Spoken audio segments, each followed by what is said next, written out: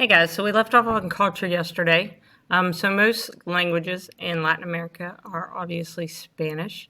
Suriname actually speaks Dutch, and French Guiana speaks French. So Guyana and French Guiana, different countries down there do speak English, French, and Dutch, all in those areas. And Portuguese is the official language of Brazil. Immigration being an issue, it does separate families when people leave to go work in another country to send back money. Realize that they're doing it because they're trying to provide for their family, and financial status of some of the countries in Latin America is not good. When this was made, school attendance was approving. It just depends on which Latin American country and city you're talking about. Some cultures you have to pay, some cities you have to pay $35 to go to school for the uniform, for the books, things like this. And that's more than they make or what their family can make in 3 or 4 months. And so that's not something they're going to be able to pay. Subsistence farming just means that you live off the land and what you can provide for yourself. And push factors, so push that makes people leave rural areas. It could be a weather thing, like a hurricane comes through and they don't rebuild the area, so that pushes you into a place that is rebuilt and you can do work and get a job there. Pull factors also are job related, better money, better living, things like that. Maybe a school or something could pull you into an area. Rapidly growing cities, and there aren't infrastructure for it, so there could be sewer issues, transportation issues, water issues. Mexico City itself has a problem with sinking. I'll find the article on that. It's built on top of water, and so as they use the water and drain it, the city itself is sinking. It wasn't made for millions of people to live there. So 6 of Latin America's most populous cities are in South America, 18 to 20 million, or 30 million in greater metropolitan areas are in Mexico City alone. Spanish-speaking South American countries have high literacy rates, but that also is a matter of if you're in the city, if you're out in the country, just different things, whether or not they can attend school or not. Economy. There is an income gap. There's a difference between the quality of life of the rich and the poor. It's widening, so they mainly are free market economies.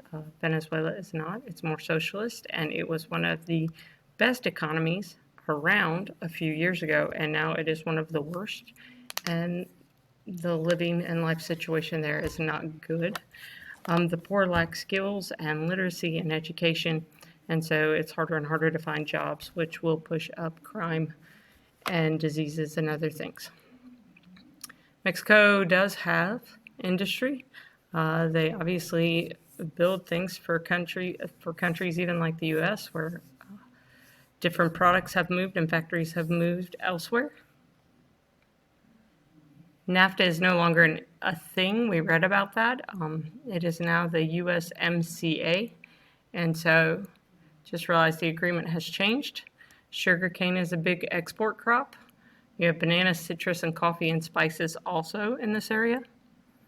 But poor crop labor and bad pay leaves people very poor. So it's the only job around. They can pay you whatever they want. There aren't a lot of job regulations and restrictions. So that means that the companies can pay out whatever, and the people working for them remain poor and can't find a better job somewhere else because this is the only major job around. Chile's largest export is copper. They do have some positive things in tourism, but realize a lot of that money goes back to rich people elsewhere because they own that cruise ship or that resort or something else. Disadvantages, like we said, they may take away the land, there may be pollution from them, local governments may run up debt to build tourist facilities, and the profits may go to someone in another country. Rainforests, obviously the Amazon rainforest is one of the best things to keep because it provides a lot of the oxygen for us. It takes most of carbon monoxide. It's 50 million acres of rainforest worldwide are destroyed annually. but sometimes they have the only plants and creatures come from that area and only live in that area. Poor native farmers may use slash and burn farming, which we talked about already, and then countries will be poor, and then they will need to get out of debt, and so they'll get money from someone who's willing to come in and cut down trees and take those off for them. And with that, we have deforestation, which will cause problems with carbon dioxide and oxygen levels. Fewer forest means less carbon dioxide absorbed, which I said. If I said monoxide instead of dioxide, my fault.